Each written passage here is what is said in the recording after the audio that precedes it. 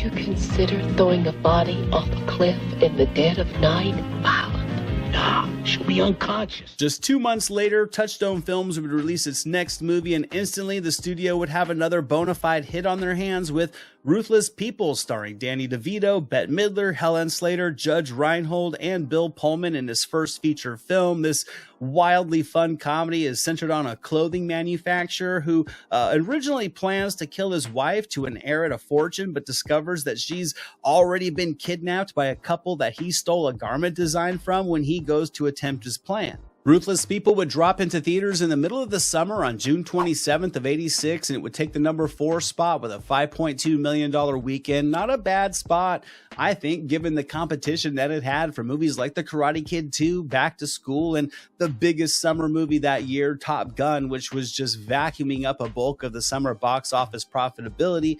Ruthless People, however, though, was a textbook example of why sometimes it's just as beneficial to have legs at the theater rather than having that quick burst for a few weeks only to flatline after. Ruthless People would spend 5 weeks in the box office top 5. It would spend a total of 15 weeks in the top 10, and it would close out its theatrical run with $71.6 million on just a $13 million budget. Michael Eisner's hire cheap philosophy was working.